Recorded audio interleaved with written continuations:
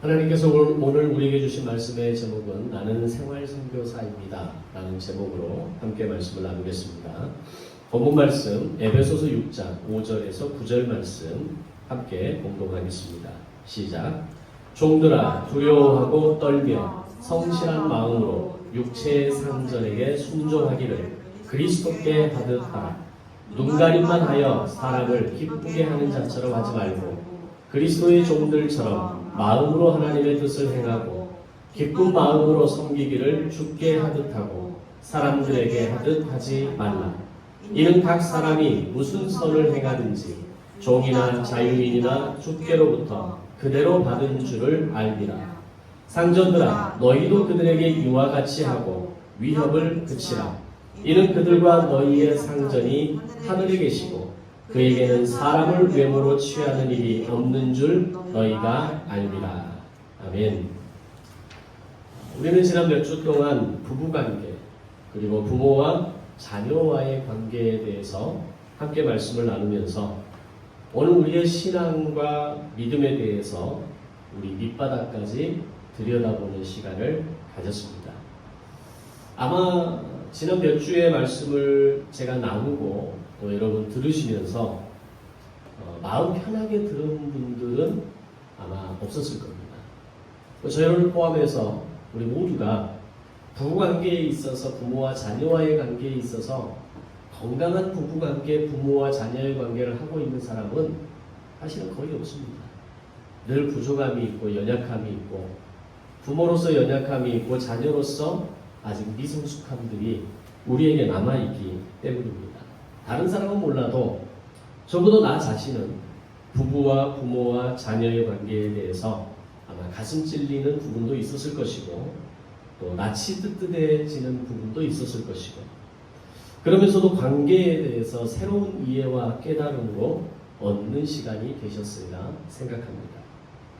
이제 오늘 본문은 가정에 이어서 우리의 믿음과 신앙이 여실히 드러나는 또 다른 현장 하나를 소개합니다. 바로 직장입니다. 바울은 우리의 믿음과 신앙이 제대로 드러나야 할 장소에 대해서 가정에 이어서 이제 내가 속하고 일하고 있는 직장이어야 한다라고 말합니다.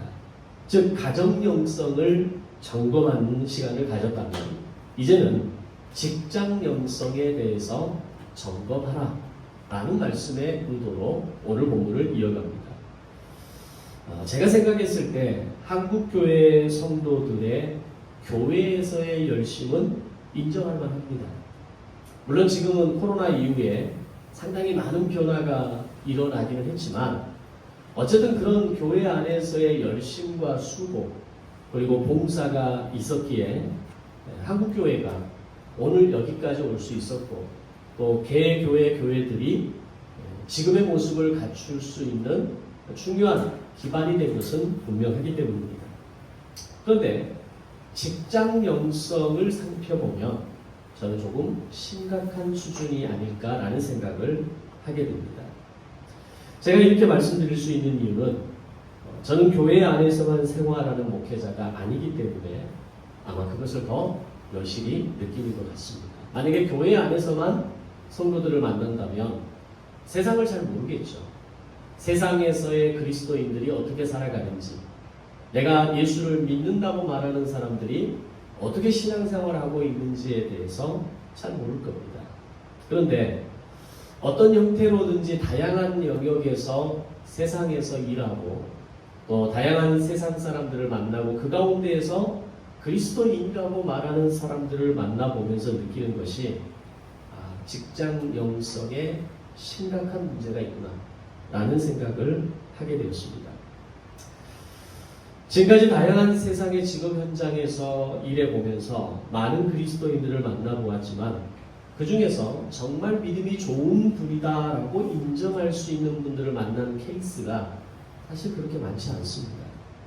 그런 가운데 정말 좋은 믿음을 가진 분들을 만나게 되면 정말 마치 보석 같은 존재를 만난 것 같이 반갑고 감사한 마음이 있지만 그 외 대부분의 만남에서는 마음이 불편해지거나 그런 상황에서도 내가 교회 장로이고 권사이고 직분자라는 말을 할 때 차라리 저 말을 하지 않았으면 좋겠다 라는 생각이 들 때가 종종 있어 왔습니다. 그런 모습은 바로 한국교회의 기독교인들이 신앙생활의 영역에 있어서는 열심히 일한다고 하지만 정작 그들의 제대로 진가가 드러나야 할 빛으로서 소금으로서의 역할이 드러나야 할 직장에서는 전혀 그런 모습이 나타나지 않거나 오히려 빛을 나타내기보다는 사람들의 마음을 어둡게 할 때가 더 많다라는 것을 느끼기 때문입니다. 자, 그럼 왜 이런 현상이 나타나는 걸까요? 그래서 많은 그리스도인들이 직장에 대해서 이해할 때 직장은 단지 나에게 필요한 돈을 버는 장소로만, 나에게 필요한 물질적인 것을 내가 소득을 얻는 그런 통로로만 생각하기 때문입니다. 그것은 뭐 그리스도인이든지 비그리스도인이든지 전 비슷할 거라고 생각합니다. 믿지 않는 사람들이, 제가 드리는 말씀에 오해하지 마실 것은 믿지 않는 사람들이 더 정말 신실하고 정말 더 괜찮더라고 이런 얘기는 아닙니다. 그리스도인이든 비그리스도인이든 다 비슷한 모습을 가지고 있습니다. 대부분의 많은 사람들이 직장 생활을 할 때 그 직장에서 일하고 내가 그 직장에 몸담고 있는 것이 단지 돈을 버는 장소로만 이해하는 사람들이 많다는 겁니다. 특별히 정말 내가 하고 싶은 일을 하고 있거나 내가 그 일을 하면서 정말 즐겁다라고 하는 경우를 제외하고는 직장은 단지 내가 일한 만큼 돈을 벌 수 있는 수단, 그런 통로이고 어쩔 수 없이 그러기 때문에 나는 출근을 해야 되는 이런 생각과 개념들을 가진 모습들이 많다는 겁니다. 그런데 이런 태도와 마음이 우리가 가져야 할 이 신앙 영성이 직장 영성으로 이어지는 데 있어서는 심각한 위배가 된다는 것을 말씀드리는 겁니다. 종교개혁을 외쳤던 마틴 루터가 직장 영성에 대해서 설교하면서 이렇게 설교한 내용이 있습니다. 자, 여러분, 이 자리에 오신 여러분, 오늘 여기 오신 분들 중에 직업이 하녀인 분이 계십니까? 주인에게 속해서 그 집을 청소하다가 잠시 시간을 내어서 예배하러 오셨습니까? 오늘 여기 혹시 직업이 목동인 분이 계십니까? 매일 이른 아침부터 소를 돌보는 일을 하다가 매일매일 소 젖을 짜고 잠시 쉴 틈도 없이 일하다가 급히 예배 드리러 오신 분이 계십니까? 혹시 여러분 중에 빵을 굽는 분이 계십니까? 매일매일 빵을 만들어내기 위해서 밤 늦게까지 반죽을 하고 잠이 부족한 채로 새벽에 일어나서 화덕에 불을 피우고 빵을 구워서 파는 일을 하다가 잠시 시간을 내어 오늘 예배 드리러 오신 분이 계십니까? 그 모든 일들은 지금 제가 강단에서 설교하고 있는 것과 똑같이 하나님을 섬기는 고귀한 성직이라는 것을 잊지 마십시오 라고 설교를 했습니다. 즉 목회자가 강단에서 설교하는 일과 주인의 집에서 속해져서 허드렛 일을 하는 일과 매일 아침마다 빵을 구워내기 위해서 수고하는 일과 소를 돌보면서 소 젖을 염소와 양의 젖을 짜는 이 모든 일들이 똑같이 하나님을 섬기는 도구라는 것을 잊지 말라는 설교를 했다는 겁니다. 마틴 루터의 설교대로라면 여러분들의 직장은 돈을 버는 수단의 장소만이 아니라 바로 목회와 선교의 현장이라는 것을 우리는 기억해야 됩니다. 따라서 우리가 매일 아침 출근하는 그곳이 나의 목회지이고 매일 똑같이 반복적으로 이루어지는 어쩌면 의미 없게 보이는 일이라 할지라도 그곳이 나의 선교지이고 그곳이 바로 내가 사역을 감당해야 할 곳이라는 것을 말씀하고 있다는 겁니다. 그런데 많은 그리스도인들이 주일에 예배를 나가는 것에 대해서는 거부감이 없습니다. 적어도 내가 하나님을 예배하는 사람이고 내가 그리스도인이라는 인식을 가진 사람들은 주일날 교회에 나와서 예배하는 것에 대해서 고민을 하지 않습니다. 그런데 우리가 월요병이라고 이야기하죠. 주일을 보내고 나서 휴일을 보내고 나서 출근하는 그 다음날 또는 월요일 아침을 직장인들에게서는 정말 괴로운 날로 많이 표현을 합니다. 그 마음을 이해 못하는 것은 아닙니다. 또 저는 얘기할 수 있다고 생각합니다. 저는 주일날 사역을 하지만 월요일날 이른 아침부터 강의 현장으로 다녀야 하는 사람이기 때문에 저는 가만히 있으면서 여러분 그렇게 하시면 안 됩니다. 뭐 그렇게 저는 말할 수 있는 사람 아닙니까? 저에게 강의 현장은 또 다른 목회지이자 저는 선교지라고 생각합니다. 감사한 것은 다른 목회자들은 교회라는 한정된 곳에서만 목회하지만 저는 좀 다르다라는 생각 때문에 늘 감사함이 있습니다. 교회뿐만 아니라 학교나 기업이나 군부대까지 제가 가는 모든 곳이 하나님이 주신 목회 현장이구나라는 생각을 하게 됩니다. 제가 지난 4월 달에 숭의과학기술고에서 교목을 한 달 동안 계약직으로 하는 시간이 있었습니다. 그때 한 달 동안 제가 교목을 하면서 이 자리는 내 자리가 아니구나 라는 생각을 확인했다는 말씀을 드렸죠. 그 매여있는 그 시간이 저한테는 너무 힘든 거예요.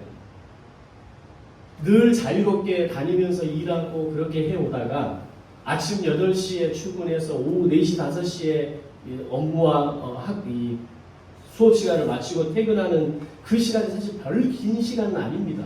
다른 직장인들처럼 밤 8시, 9시까지 그렇게 야근이 있는 일도 아니고요. 4시 반이면 나와도 됩니다, 학교에서. 보통은 4시 50분, 5시에 이제 선생님들 퇴근을 하시는데, 그때도 너무너무 힘들더라고요. 그러면서 느낀 게, 하나님이 나를 학교의 교목으로 부르신 게 아니구나. 세상의 교목으로 나를 이제는 세우셨구나. 라는 생각을 그때 한번 했었습니다. 물론, 이런 생각의 전환이 결코 쉽게 전환이 이루어지는 것은 아니라고 생각을 합니다. 사실 힘든 것은 분명히 힘든 것이고 매일 월요일 아침을 새롭게 시작하고 직장을 간다라고 하는 것은 분명히 우리의 어떤 몸과 마음을 피곤하게 만드는 것들은 있기 때문입니다. 그런데 이곳이 하나님께서 나에게 붙여주신 곳이고 나를 불러주신 곳이라는 가치만으로 거듭난다면 그것이 감사의 이유가 될 수 있다는 겁니다. 제가 보통 강의가 있는 날이면 광주에서 하는 강의를 제외하고는 기본적으로 왕복 150km에서 200km를 운행합니다. 그리고 길게는 왕복 400에서 600km를 오고 가는 여정도 상당히 많이 있습니다. 그런 저의 시간과 수고에 대해서 오늘 어떻게 그 길을 좀 다녀오나, 그 길을 또 어떻게 가나 라고 생각을 한다면 어떻게 제가 매일매일을 강의 사역을 해나갈 수 있겠습니까? 그리고 어느 날은 정말 힘든 강의 상대자들을 만날 때가 있습니다. 그런 날은 집에 오면 몸과 마음이 다 지쳐서 싹 퍼질 때가 있습니다. 그런 시간을 보낼 때마다 생각하는 것이 이것이 또 다른 나의 목회지이고 나의 사명이구나라는 생각으로 상기시킵니다.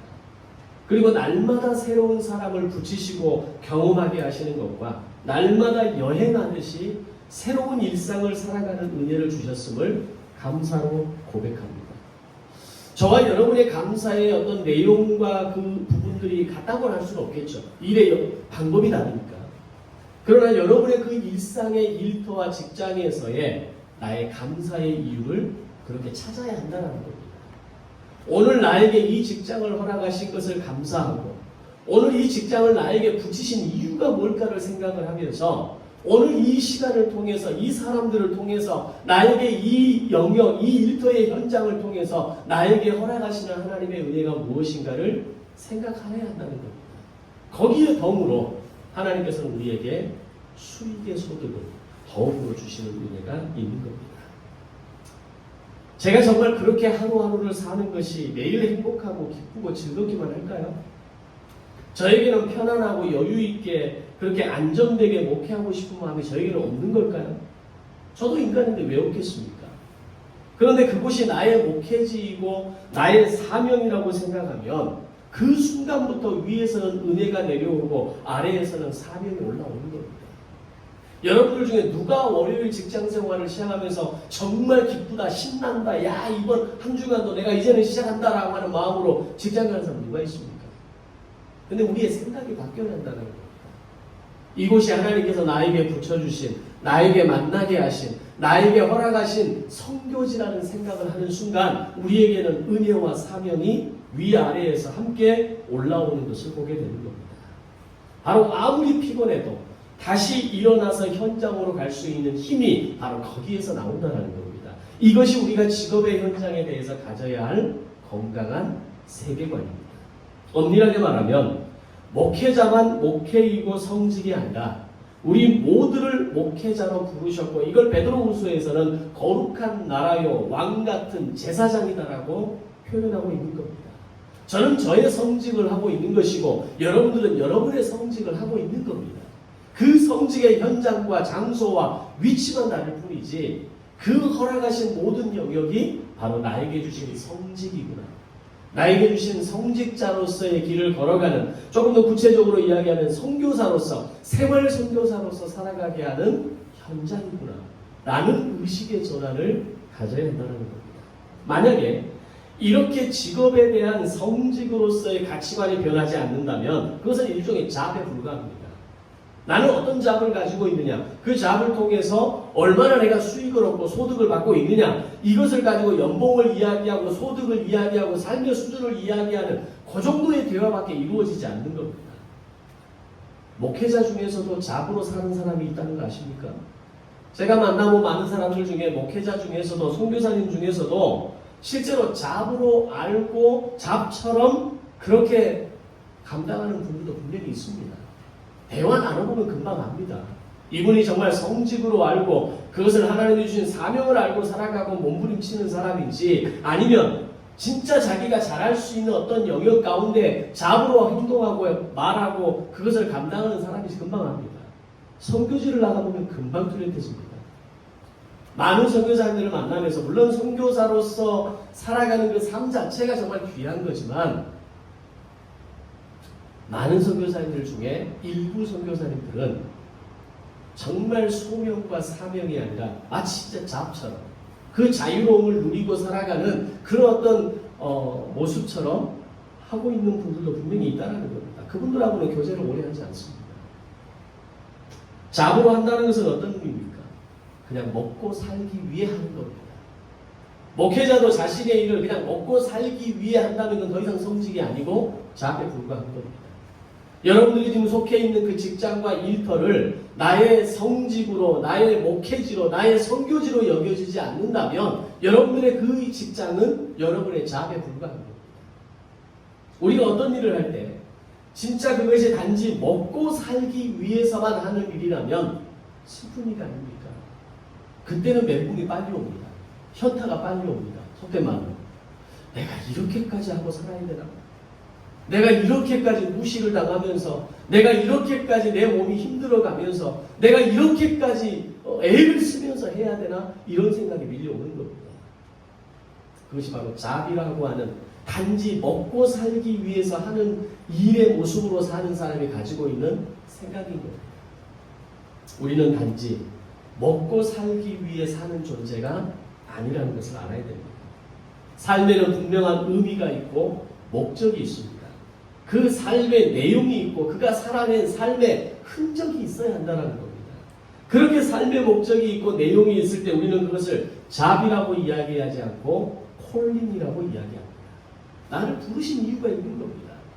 꿈이 있는 교회에 저를 부르신 이유가 있는 것이고, 그 강의 현장에 저를 부르신 이유가 있는 것이고, 중학생부터 또 기업의 임원들까지 다양한 사람들을 만나지만 그 만나는 삶의 자리가 하나님의 이유가 있는 겁니다.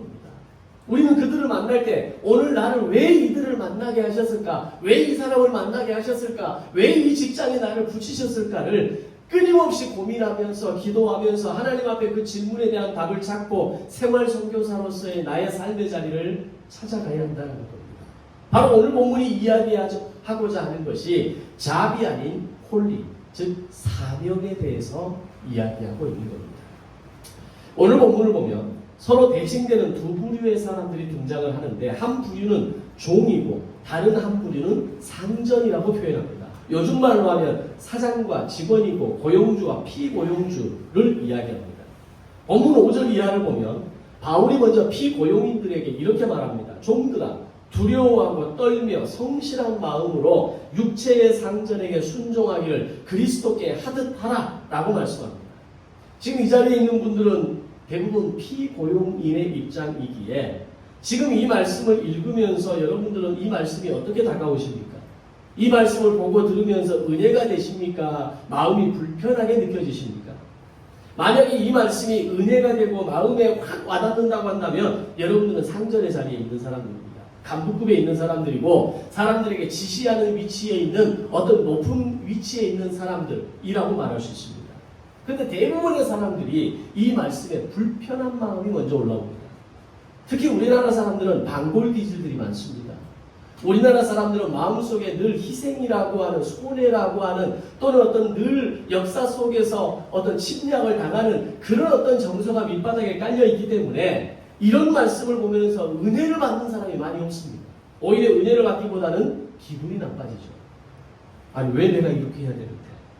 반대로 오늘 말씀이 우리가 노조를 만들어서 우리가 권리를 찾고 악한 권력을 바로잡고 악덕업자들을 벌하고 진정한 노동자가 주인이 되는 나라를 만들어라 라는 말씀이 쓰여 있다면 우리는 어떻게 하겠습니까? 바로 아멘 하는 거죠. 야 진짜 예수님은 우리 편이구나. 노동자의 편이고 힘없는 사람들, 약하고 힘없는 노동자들을 위해서 오신 분이라고 고백하면서 더 많은 사람들이 교회로 몰려오게 될 겁니다. 그런데 상전에게 두려워 떨면서 순종하라는 말씀을 보면 이거 뭐야 라는 생각이 먼저 올라오게 되고 이런 표현이 우리 한국 정서에서는 용납이 잘 안 됩니다. 그런데 본문에서 두려워 떨며 상전에게 순종하라는 이 말씀은 너희가 공포에 휩싸여서 상전을 어려워하고 직장 상사를 두려워하고 너는 아랫사람이기 때문에 그가 시키는 대로 무조건 해야 한다. 설령 그 지시와 명령이 틀린 것이라 할지라도 그것은 반드시 너희가 지켜야 한다는 원칙이고 기준이다. 이런 개념이 아닙니다. 두려워라는 이 말 안에 숨겨진 뜻은 우리가 사람을 대하는 태도가 상대가 누구이든 상관없이 하나님의 나라와 하나님의 복음과 하나님의 영광과 하나님의 이름과 하나님의 명예에 직결되어 있다는 것을 잊지 말아라 라는 의미입니다. 우리의 태도가 행동과 말이 하나님의 나라와 영광과 명예와 이름에 직결된다는 건 어떤 의미일까요? 우리가 하는 모든 태도와 행동을 가볍게 하지 말라는 겁니다. 무겁게 여기라는 겁니다. 내가 입에서 나오는 말이 다 말이라고 함부로 말하고 평가하고 비판하고 그를 정죄하고 그를 무시하고 그를 험담하고 그를 욕하는 이 일에 대해서 너는 두려워하라는 겁니다. 그렇게 살지 말라는 얘기입니다.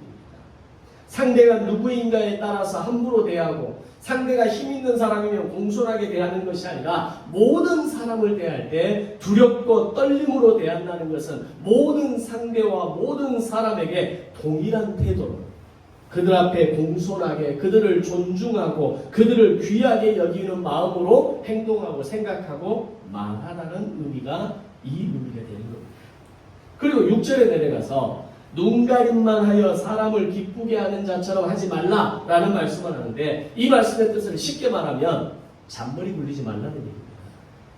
잔머리 굴리지 말라는 것은 어떤 모습입니까?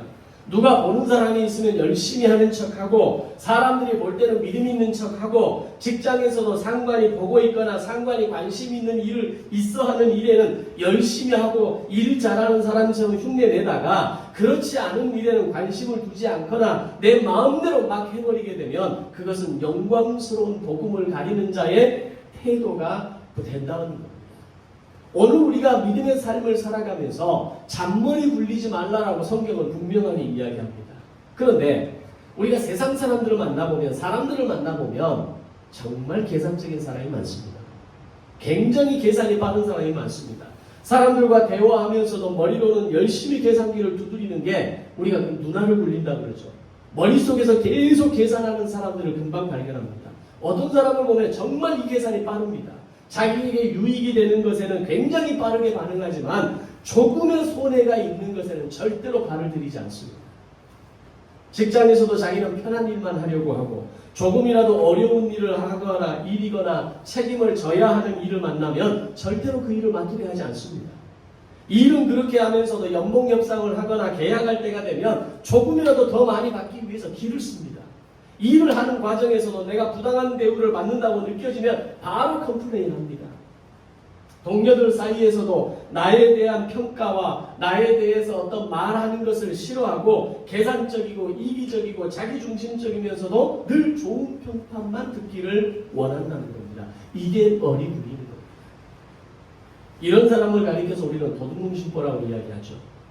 자기가 해야 될 것은 다 하지 않으면서 그 이상의 것을 누리려고 하는 사람을 우리는 도둑놈심보를 가진 사람이라고 이야기합니다. 근데 이 도둑놈심보가 세상 사람들에게만 있는 것이 아니라 우리 그리스도인들에게도 있다는 겁니다. 그렇다면 성경은 피고용인 그리스도인들을 향해서 구체적으로 어떤 태도를 가져야 한다고 말씀합니까? 5절에 보면 성실한 마음을 가지라 라고 이야기합니다. 성실한 마음은 충직한 마음, 충성스러운 마음을 의미합니다. 일터에서 버려야 할 것이 눈가림만 하는 이중성의 태도라는 것을 이야기합니다. 7절을 보면 눈가림만 하여 사람을 기쁘게 하는 자처럼 하지 말고 기쁜 마음으로 섬기기를 죽게 하듯 하라 라고 말씀합니다. 지난 말씀에서도 죽게 하듯 하라 라는 말씀이 중요한 말씀이라는 것을 계속 강조해 왔습니다. 근데 오늘 본문에서도 죽게 하듯 그리스도께 하듯 하라고 강조합니다. 무엇을 하든지 사람에게 하듯이 하지 말고 죽게 하듯 하라라고 말씀합니다. 이것이 우리가 일터에서 직장에서 가져야 할 직장 영성이라고 하는 겁니다. 근데 여기에서 죽게 하듯 하라라는 이 말씀에 대해서 우리가 좀 더 생각해 보면 죽게 하듯 하라는 이 말씀을 이해할 때 우리는 죽게 하는 것 같은 마음으로 하라는 말로 이해하는 분들이 많습니다. 그러지 않습니까? 죽게 하듯 하라. 아, 주님을 대하듯이 하라는 말이구나. 이렇게 이해하고 끝난다는 겁니다. 그게 틀린 것은 아닙니다. 저도 예전에는 성경을 이해할 때 그렇게 이해를 한 부분이 있었습니다. 그런데 성경을 읽어보니까 그 정도만의 의미가 아니라는 겁니다. 예를 들어 오늘 본문과 동일한 내용이 골로새서 3장 23절에서도 이렇게 기록됩니다. 무슨 일을 하든지 마음을 다하여 죽게 하듯 하고 사람에게 하듯 하지 말라라고 말씀합니다. 이 말씀들을 잘 우리가 묵상해 보면 죽게 하듯 하고 사람에게 하듯 하지 말라 이 말씀은 주님께 하는 것처럼 하라가 아니라 주님께 하라는 이야기입니다. 그가 주님이라고 여기고 그가 주님이기 때문에 그를 대하고 그 일을 감당하고 그와 함께 어떤 만남을 이어가는 이 모든 것에 있어 그 사람이 주님으로 알고 하라는 겁니다. 주님께 하듯 하라는 것과 그가 곧 주님이니 주님을 섬기라는 말은 완전히 다른 겁니다. 죽게 하듯 하라는 것은 항상 언제든지 내 감정이 개입될 수 있고 기분이 개입될 수 있고 내 상황과 여건과 이해와 상식이 개입될 수 있는 것 아닙니까? 그런데 주님으로 알고 주님을 섬기라는 말은 어떤 상황과 환경에서도 그가 주님인 것은 변함이 없으니까 주님을 섬기듯이 주님을 섬기는 마음으로 그렇게 해나가라는 겁니다. 따라서 우리의 직장과 일터는 단순히 우리가 먹고 사는 수단의 장소가 아니라 내가 만나고 대하는 사람과 현장이 곧 주님이라는 겁니다. 직장의 영성은 그 현장이 예수 그리스도를 섬기는 현장이 되어야 한다는 것을 말하고 있는 겁니다. 따라서 직장은 단지 밥벌이하는 장소를 넘어서서 주님의 일을 하는 장소이고 단지 내가 일을 하면서 만나는 단순한 동료이고 나의 어떤 직장 상사와 또 나의 후배 개념이 아니라 그가 바로 주님이라는 겁니다. 이건 엄청난 개념입니다. 사실 이것을 실천한다는 것은 결코 쉬운 게 아닙니다. 이 사람이 주님으로 알고 이 직장을 나의 주님의 현장으로 알고 그를 주님을 섬기듯이 그렇게 주님으로 여겨라? 이건 정말 쉬운 게 아니죠. 그런데 성경은 우리에게 그 단계를 요구하고 있는 겁니다. 많은 그리스도인들이 착각하고 오해하는 것 중에 하나는 주일에 예배하는 참여하는 자세의 태도와 직장에서 내게 주어진 일에 참여하는 자세와 태도가 너무 다르다는 겁니다. 물론 주일 예배는 우리 인간이 할 수 있는 가장 선한 일 가운데 하나입니다. 우리가 모든 정성을 쏟아서 우리의 마음과 정성과 내 몸을 다 들여서 온전히 하나님을 예배하는 시간은 분명합니다. 그런데 단순히 안식일을 거룩하게 지키라는 그 율법의 의미서가 아니라 우리가 서로 연결되고 결합되는 그 예배가 어떻게 중요하지 않을 수 있겠습니까? 그래서 예배의 자리를 기억하고 이 자리에 나온 것만으로도 저는 여러분에게 감사합니다. 예배의 자리를 기억한다는 것은 그가 믿음을 가진 사람이라는 것을 증명해 주기 때문입니다. 그게 바로 산제사로 드리는 영적 예배의 현장입니다. 그런데 예배를 그렇게 중요하고 귀하고 의미 있는 시간으로 참여하듯이 우리가 주중에 직장에서 보내는 시간과 일터에서 만나는 나의 이웃에 대해서 우리의 현장과 사람을 주님으로 알고 섬기고 마치 죽게 하듯 주님의 일을 하는 것처럼 한다면 그것은 한 주간에 드려지는 또 하나의 산제사의 영적 예배가 된다는 겁니다. 근데 우리는 늘 어떻게 합니까? 이걸 분리합니다. 거룩한 것과 속한 것, 세속적인 것을 구분합니다. 교회는 내가 열심히 나와서 예배하고 찬양하고 온전히 헌신하고 그것뿐입니까? 여러분의 물질을 들여서 하나님 앞에 예배하는 그 헌물의 마음으로 해내는 거 얼마나 귀한 겁니까? 그걸 누가 하겠습니까? 그런데 그 마음과 태도와 생각과 자세로 어디에서도 그렇게 하라는 겁니까? 직장에서. 내가 놓여있는 나의 일터에서, 나의 일터의 그 직장의 동료와 함께 내가 마치 주일날 예배하듯이 주일날 하나님께 시간과 헌물과 내 마음을 드리듯이 나의 직장과 나의 직장 동료들에게 내 마음과 내 시간과 내 물질을 그들에게 사용하라는 겁니다. 이게 영적 예배입니다. 이 두 개의 개념이 영적 예배의 밸런스가 깨어지는 순간 건강한 영성이 아닌 겁니다. 건강한 영성은 교회에서 하나님을 예배하는 것과 세상에서 예배하는 것이 같아야 합니다. 세상에서 예배하는 것이 교회에서 예배하는 것과 방법이 다를 뿐이지 그 정신과 중심과 내용에 있는 것은 동일한 맥락 가운데 있다는 겁니다. 그래서 우리를 예배자라고 말하는 겁니다. 이 자리에 나와 앉아있다고 해서 나는 하나님을 예배하는 예배자입니다가 아니라 이 자리에서 하나님을 예배하는 예배자일 뿐만 아니라 내가 속한 직장에서 내가 맡은 그 일 속에서 내가 만나는 그 사람들 속에서 나는 하나님을 예배하는 예배자입니다라는 고백이 함께 나와야 한다는 겁니다. 그 예배자의 예배 초서는 주일에 드려지는 이 장소만이 아니라 여러분의 직장과 일터와 만나는 모든 현장이 예배 초소가 되는 겁니다. 단지 주중에 여러분의 예배 초소는 겨자씨 학교가 되는 거고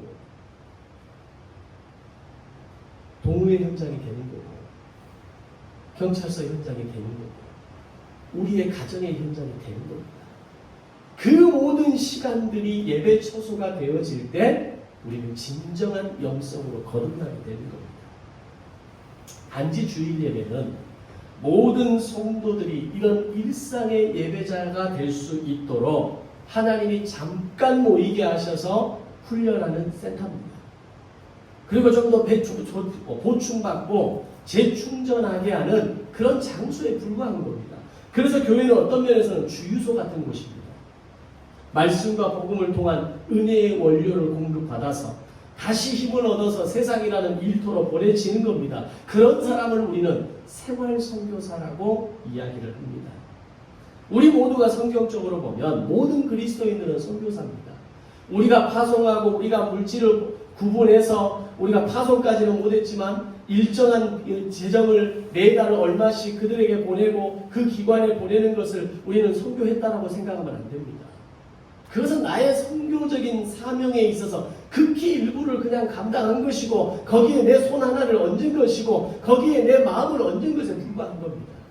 그러나 진정한 선교사로서의 삶은 오늘 이 현장에서의 주일 예배에서의 영적 예배자와 오늘 내가 속한 직장에서의 현장에서의 만나는 사람과의 그 예배 현장에서 이 균형을 맞추어가는 성숙함이 있을 때 우리는 진정한 생활 선교사로서 거듭나게 되는 겁니다.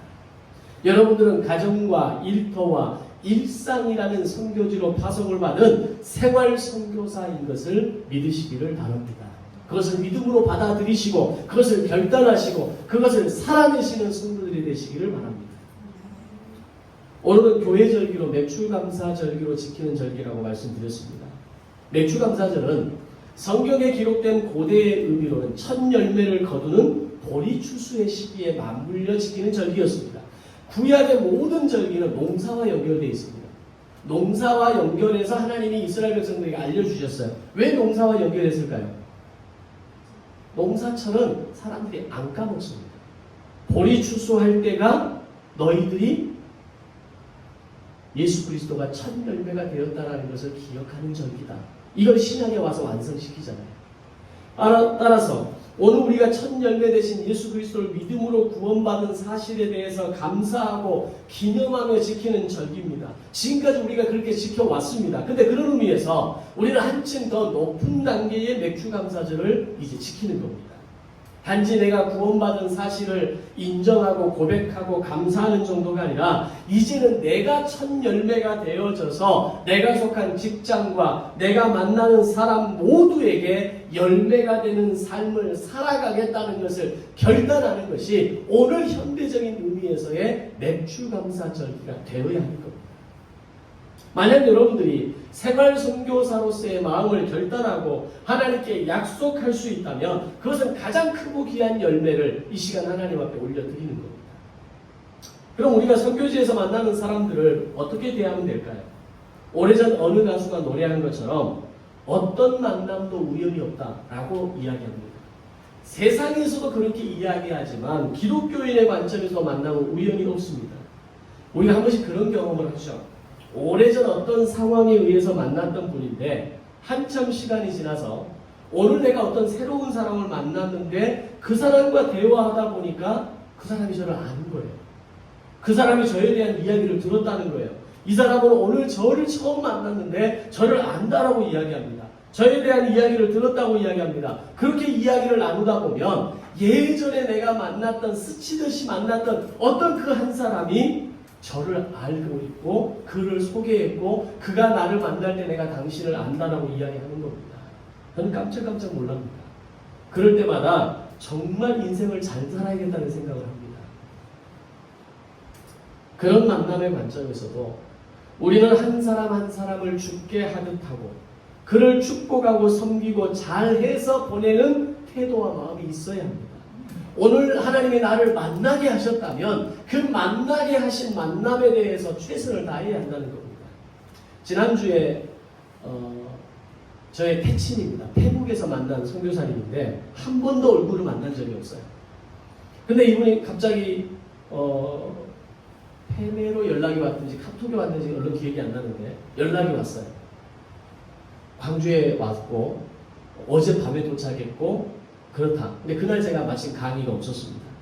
그래서 얘기를 주고받다가 계신 곳이 임시로 머무는 곳이 비하인데 북구청까지 와야 된다는 거예요. 그래서 그럼 제가 라이드 해드리겠습니다. 가서 라이드 해드리고 같이 저녁 식사하시고 그렇게 함께 시간 보내시죠. 그분을 만나서 부부를 만나서 그 북구청으로 함께 라이드 해드리고 일 봐드리고 그리고 좋은 곳에 가서 식사를 섬기면서 정말 최선을 다했습니다.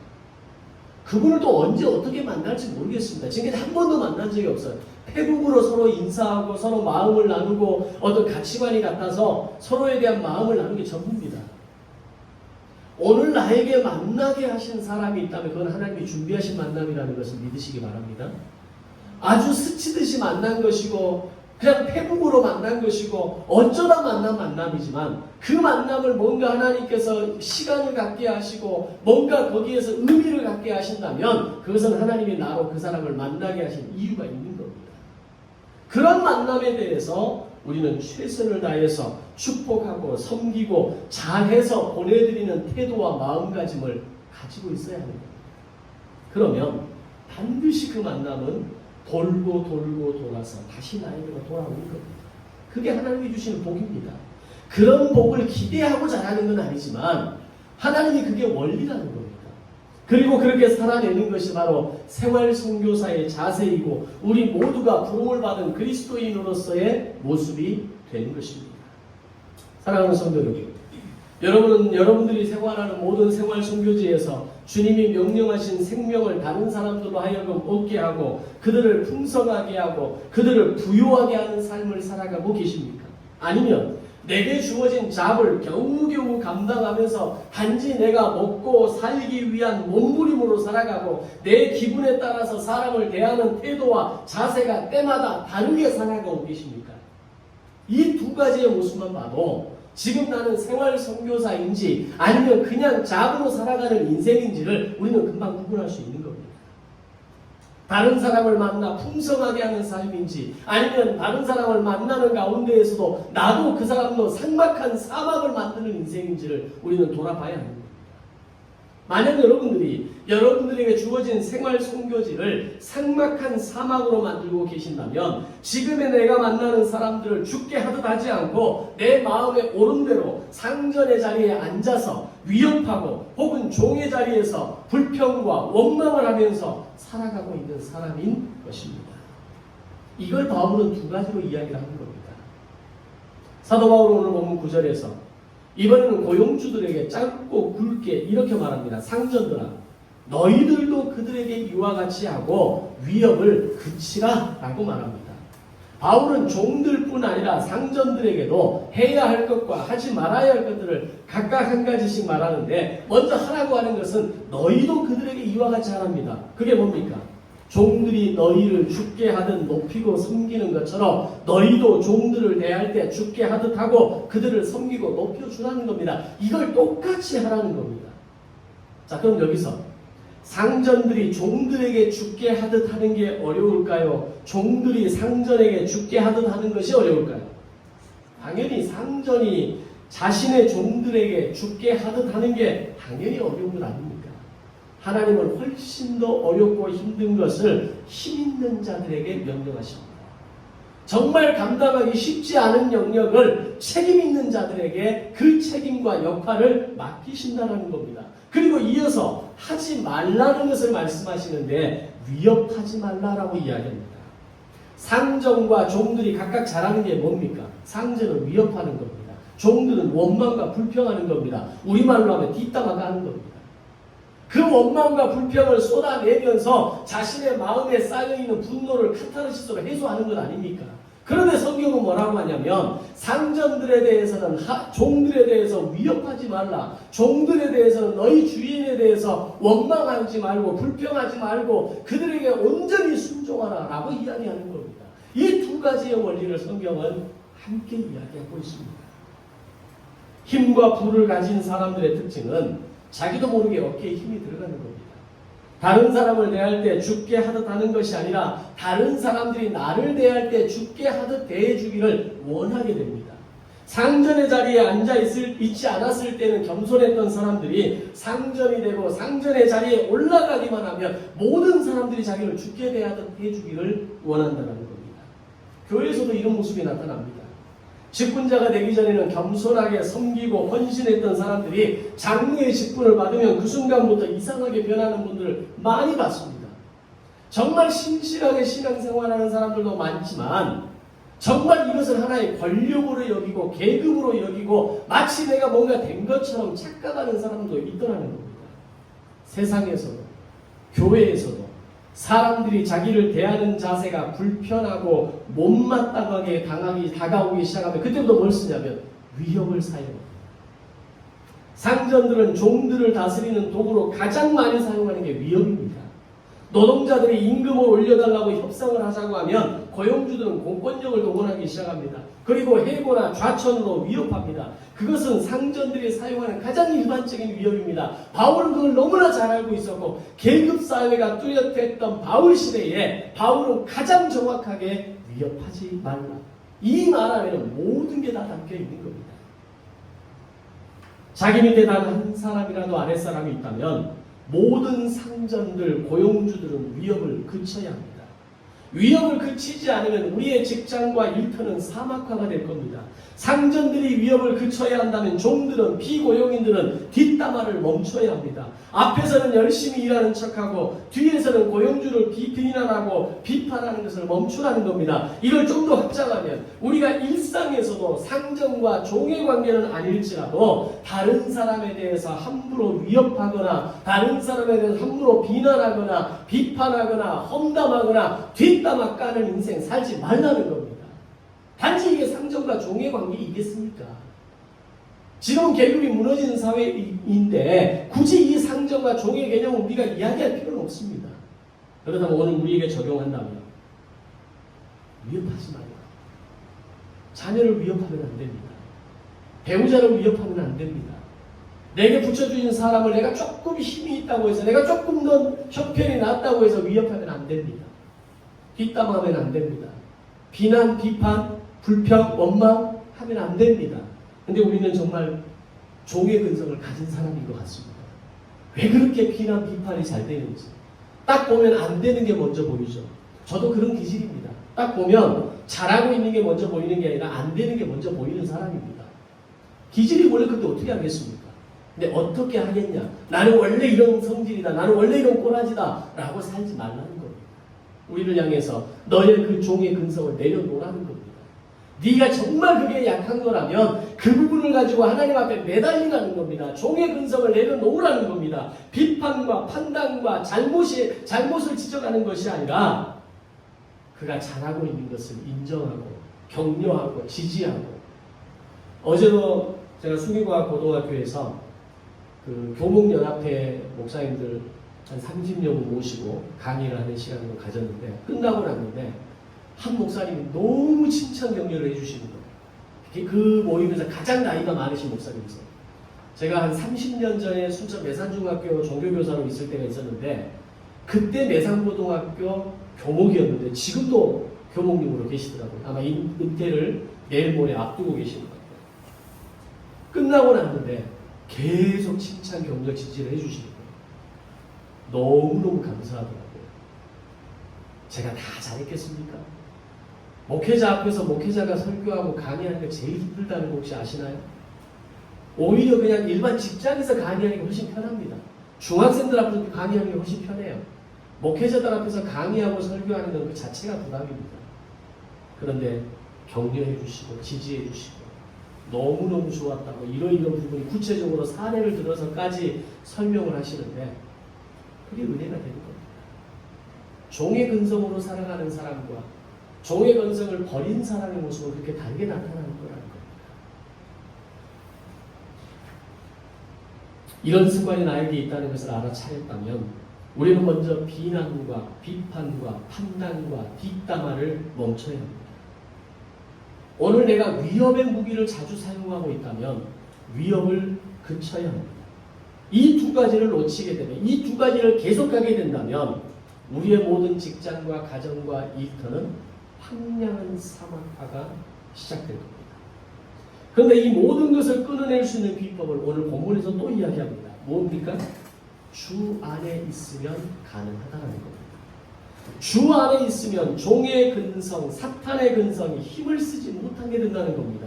그런데 이 주 안에서라는 이 복음적 관점 안에 나를 두지 않으면 나도 모르게 종의 근성이 올라오고 상전의 근성이 툭툭 치고 올라오는 것을 경험하게 되는 겁니다. 내가 뭔가 볼 때 비판이 먼저 올라오고 부정적이 먼저 올라온다? 그럼 지금 종의 근성이 올라오고 있다는 걸 여러분 기억하셔야 됩니다. 내가 누군가에 대해서 위협하고 무시하고 그 사람을 깔아뭉개는 듯한 마음이 내 안에 올라온다? 그 내 안에 상전의 근성이 올라오고 있는 겁니다.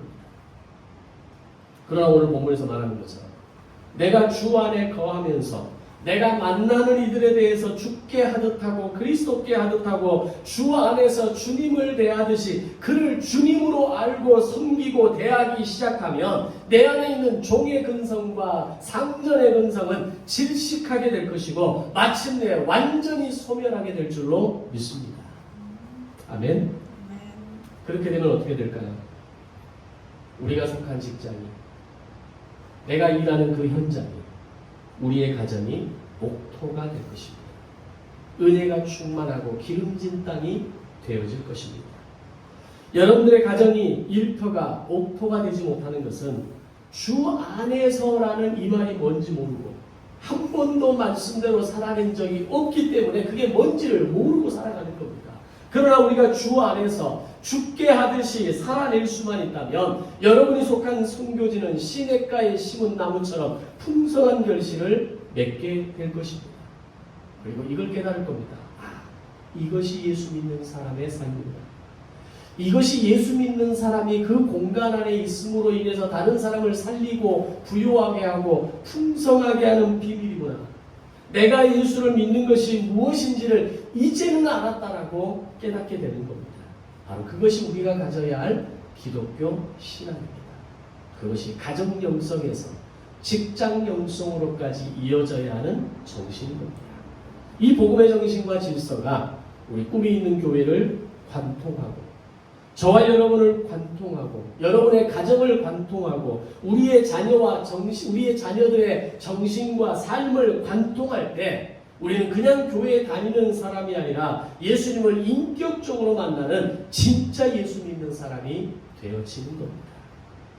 오늘 내 자녀가 복음의 정신이 관통당하는 자녀가 되기를, 오늘 나의 인생이, 오늘 나의 직장이 이 복음의 정신이 함께하는 현장이 되기를 하나님 앞에 간구하고 이제는 내가 생활 선교사의 삶을 살아내겠습니다. 하나님 앞에 결단하는 저와 여러분이 되시기를 주님의 이름으로 축원합니다.